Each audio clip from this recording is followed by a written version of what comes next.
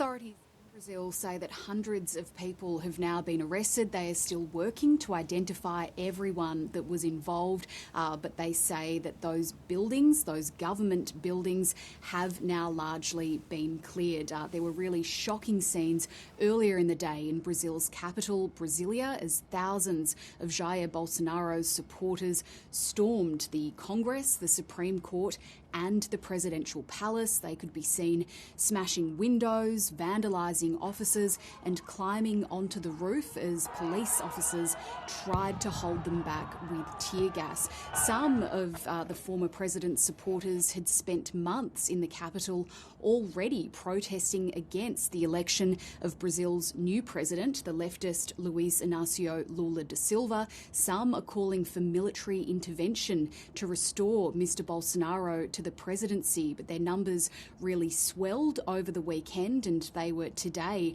able to get through security barricades.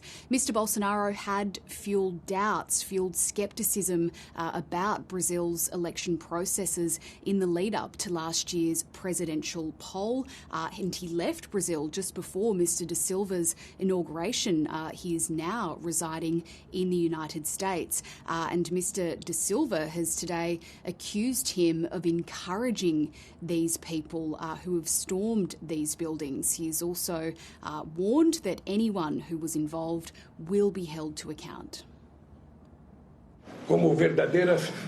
Like true vandals destroying what they found in front of them, we think there was a lack of security, and I wanted to tell you that all those people who did this will be found and punished.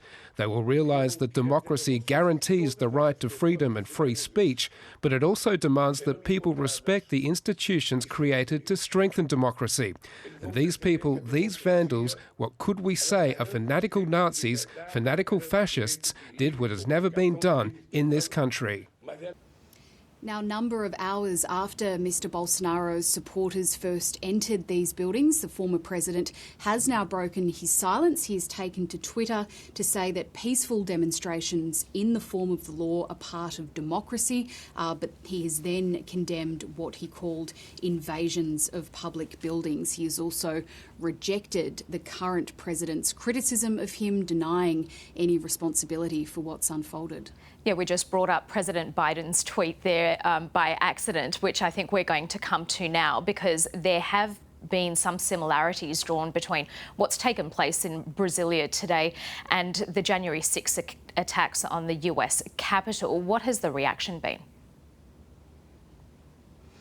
Well, yeah, it's almost 2 years to the day since the US Capitol was attacked by supporters of former President Donald Trump. And so parallels have certainly been drawn, I think, for a lot of people in the United States watching this unfold earlier in the day. They were perhaps taken back to that moment 2 years ago here in Washington, D.C. One of the main differences in terms of what happened then in the US and what has happened in Brazil today is that the January 6 attack took place as members of Congress were working to certify the results of the 2020 presidential election, whereas in Brazil, Congress was not in session today. It was a Sunday locally. That means hopefully that most of those buildings would have been largely empty. The transfer of power in Brazil has also already taken place. But we have heard from US President Joe Biden. He says that he condemns the assault on democracy and on the peaceful transfer of power in Brazil. He says that the country's democratic institutions have our full support and the will of the Brazilian people must not be undermined.